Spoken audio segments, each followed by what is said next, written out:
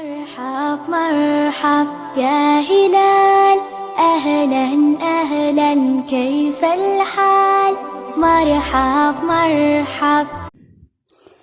السلام عليكم ورحمة الله وبركاته. أهلا وسهلا بكم حبايبي، كل سنة وانتم طيبين، يعود علينا وعليكم بخير يا رب. احنا النهاردة ابتدينا في حاجات العيد. احنا دايما بنسميها حاجات العيد مش حلويات العيد، لان الحلويات دي بتتعمل في اي وقت، لكن دي حاجات العيد بتتعمل في العيد بس، او عندنا بنعملها في العيد او الافراح. ربنا يجعل علينا يا رب وعليكم كل يوم عيد بإذن الله، ويرفع الوباء عن الأمة وعن العالم أجمعين يا رب. والنهاردة خلصت معاكم البسكويت ده، أنا عملت 3 أشكال سادة وكده المبروم، وده اللي هو كده مشرشر بالمكنة، المكنة اللي هي دي. وانا اهو خلصت، غسلتها ونضفتها وسبتها تتصفى وهمسح بالمكنة. تمام، وبكده اكون خلصت معاكم اول حاجة من حاجات العيد، اول حاجة من حاجات العيد. تمام، وهنبدأ ان شاء الله. هعمل معاكم، استنوني، وما تنسوش اللايك والشير والسبسكرايب للقناة، واللي ما اشتركش في القناة يشترك، واستنوني بكل حاجات العيد. هبدأ معاكم بإذن الله الكحك بسكر برضو على الطريقة السخنة وطريقة امي وجدتي، والبيتيفور والغريبة والمنين. عندنا ناس جماعة بيحبوا المنين باللحم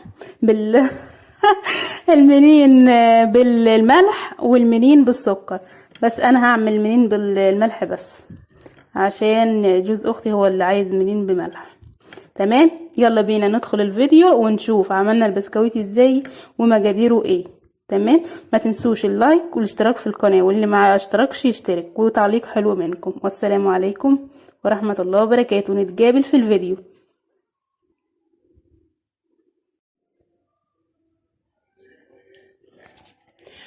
السلام عليكم ورحمة الله وبركاته. ازيكم يا حبايبي، عاملين ايه؟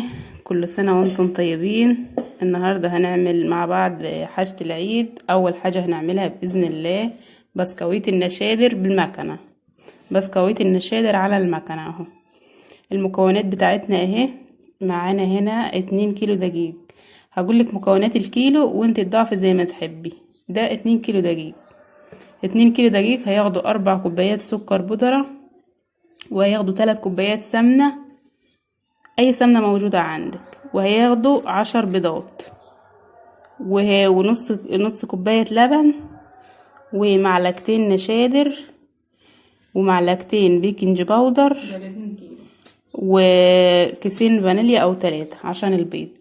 تمام، دول مقادير ال2 كيلو. مقادير الكيلو بقى انت نقصيها الضعف، يعني الكيلو بياخد كوبايتين سكر، وكوباية ونص سمنة، و5 بيضات، وربع كوباية لبن، ومعلقة نشادر، ومعلقة بيكنج باودر، وكيسين فانيليا او كيس عادي. تمام، دي مقادير ال2 كيلو. كل واحدة تعمل على حسب اللي هي تعمله او حسب مقدرتها. تمام، هنبتدي. اول حاجة هنعملها هنا، هنحط السمنة والسكر. اول حاجة معايا السمنة والسكر. ملك اهي، هتسمي وتحط السمنة اهي.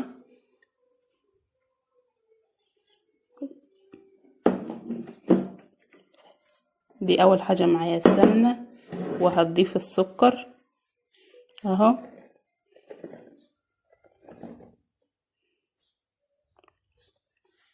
ننزل اللي فيها، ايوه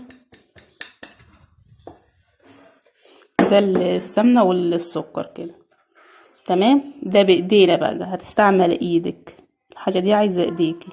عندك مضرب اعملي، عندك عجان اعملي بيه، بس الافضل بايدك. يلا اهو كده، هي بتلف السكر والسمن. ده السكر والسمنة اهي، بصوابعك كده وتلفيه. هو السكر مضروب في الخلاط، يعني سكر ناعم والسمنة سايحة برضو بحرارة الغرفة، ولا مجمدة ولا مسيحينها.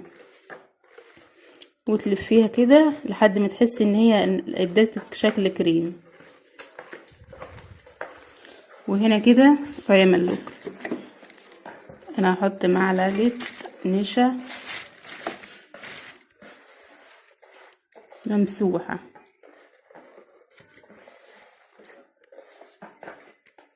هحط معلقتين على نص كوباية اللبن اهي، ادي معلقة ممسوحة وادي معلقة، وادوبهم كويس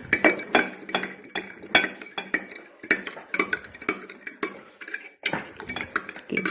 وهكسر البيض على الفانيليا والبيكنج باودر معلقتين على ال2 كيلو دقيق، يبقى كده كل 2 مع بعضيه اهو كده يا حبايبي. اهو السمنه والسكر البودر كده هي دوبتهم جامد وملك. واحنا بنعمل بايدينا لان احنا بنجرف اصلا من الجوانتات، احنا بنجرف من الحاجه البلاستيك الجوانتات دي، معلش يعني احنا حاجتنا وبناكلها وبنعملها بايدينا. وده معايا هنا كده ال10 بيضات اهم، عايزه تضربيهم مع البيض بايديك عادي، وعايزه تضربيهم في الخلاط اعملي. بسم الله الرحمن الرحيم. دول 10 بيضات لل2 كيلو. تمام، هتدوبهم كويس برضو. هنا كده معايا اهو ال2 كيلو دقيق نخلينهم انخليه عشان بيبقى فيه كلاكيع من المطحن نفسه، بتبقى في الكيس. وهنا كده باقي المكونات اهي، نص كوبايه اللبن ومعاها النشيد، وده البيكنج باودر هنحطه مع الدقيق كده يا حبايبي. اهو خلاص دوبنا السمنه مع السكر والبيض مع الفانيليا وكله تجانس مع بعضيه. وهنا كده خلطت بيكنج باودر مع الدقيق، وهننزل بيهم واحده واحده على الخليط بتاعنا. يلا نسمي الله. اهو كده يا حبايبي ضفنا الدقيق واحده واحده، ال2 كيلو بالظبط، ال2 كيلو هم بالظبط. ولسه معانا اللبن بالنشادر اهو، هنلم بيه العجينه كده. بسم الله ما شاء الله، العجينه الله اكبر. يلا لف لحد ما تخبي الدقيق. وهنضيف بقى اللبن بالنشادر نلمها بيه.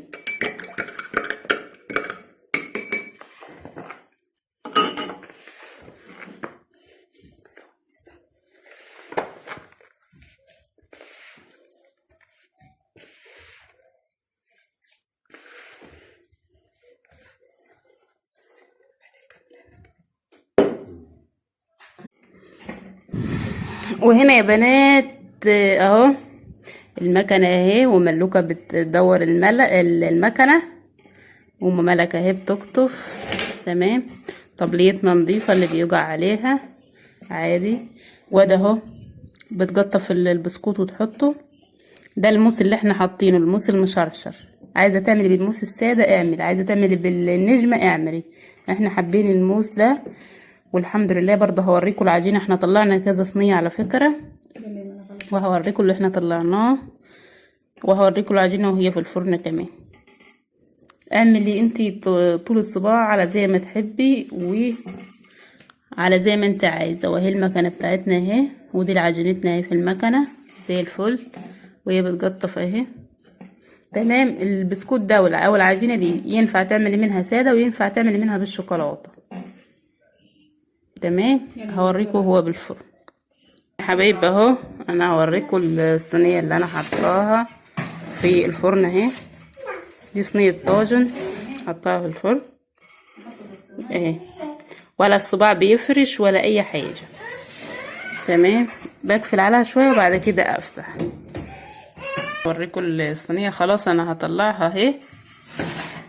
تمام، ده لونها من فوق ومن تحت كده، اللون بيسوي بعضي. تمام. وهدخل الصينية الكبيرة. الصينية الكبيرة اهي معايا اهي،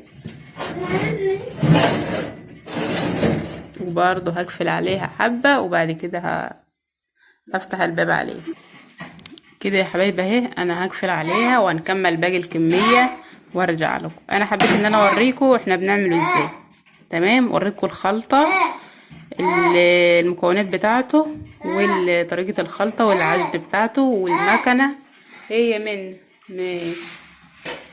تمام. هنكمل باقي الكمية وهرجع لكم. ورجعت لكم تاني يا بنات بعد ما خلصنا اول عجنة. معانا 2 كيلو، وعجننا تاني 2 كيلو بنفس المقادير اللي هوريها لكم في الفيديو.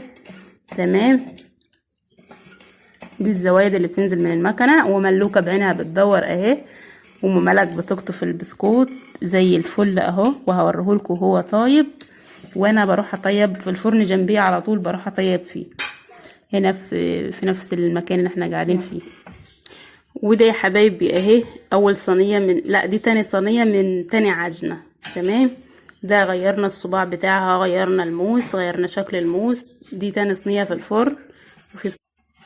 ودي اول صينية اهي يا حبايبي من العجنة التانية. تمام. بس سخنة، انا سايباها لسه مطلعها من الفرن وسايباها بتبرد، وحاطه صينية تاني. تمام. وفي صينية اهي تاني معمولة لسه عجينة اهي، والجماعة هم على الطبلية بيشتغلوا.